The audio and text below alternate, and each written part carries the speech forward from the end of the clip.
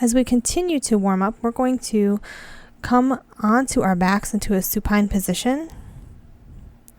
We're going to come into a reclined extended hand to big toe. So I'm going to use this strap here. We're keeping the shoulders plugged into the mat, keeping them in check. The leg that is on the floor is also in check. We're not just letting that thigh roll out. We've got the toes pulled up. We have medial rotation slightly engaged on that leg that is down on the mat. And the leg that is up in the air, we're pulling the toes towards the kneecap pulling towards the hip, because we want to open the back of the leg. And so we do that by encouraging the front to contract. So we isometrically contract the quads to encourage a release in the hamstrings. Repeat on the other side. And we're going to peek at dolphin pose. So we're really starting to warm up. You know, we've already warmed up the sides a little bit. Now we're starting to warm up the lower body a little more. We're going to bring the knees to the chest. And then you can rock back to side if that feels good. We're going to cross the ankles and do some nice hip circles. I know some people call them knee circles. I learned them as hip circles. This just helps to really lubricate and warm up the hip joint. So it's a good warm up. It's a good cool down. So we've warmed up knees to chest. We're pulling them towards the chest. As you bring the feet down, we're going to come into a standing wide leg forward fold. So we're continuing to really prep those hamstrings and those calves. So we're lifting through the arches of the feet. We're lengthening through the spine before we fold at the hip joint. Nice flat back here.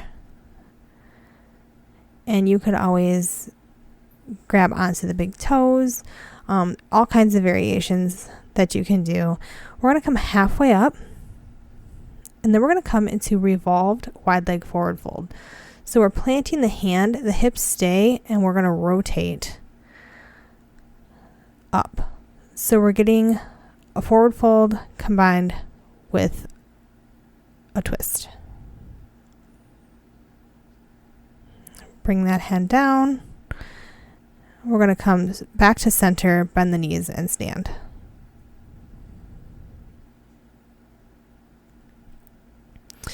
So we're going to bring one foot out. And I like to line up my heel and my arch. Some people line up their heel and their heel. Roll the shoulders down and back. We're coming into warrior two. So pressing the hands down, activating those shoulder muscles. Now we're going to continue to warm up the entire body in a little more intense way. As we rotate, come into warrior one. Slight back bend here, depending on any blood pressure issues or anything like that. Straighten the front knee. We're going to come into triangle. So we're engaging the glute, we're engaging the core, we're stretching the one side. We're going to repeat. We're going to do pyramid and then repeat this whole flow on the other side. So we're going to rotate the front foot back. I'm going to shorten my stance just a little bit. And there are tons of variations with pyramid. You could come into a bind. You can just do it this way with the hands behind the back. We just want to make sure that we're leading with the chest here, keeping the chest nice and open. So we're going to repeat that little flow on the other side, coming into warrior two, keeping the knee in line, not too far over the ankle. We don't want to pass the toes with that. And then we're going to rotate and come up into warrior one. So we're really just building a stronger warm up here as we start to progress. We're coming into triangle. Option to look straight ahead here too, if that's easier for you, if that's better. We're going to come up and bring the back foot up. Now, as we come into pyramid, we are continually squaring the hips through this pose.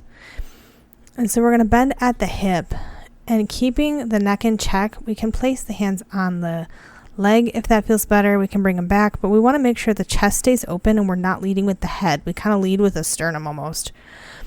We're going to spread the legs wide and come into a wide leg forward fold.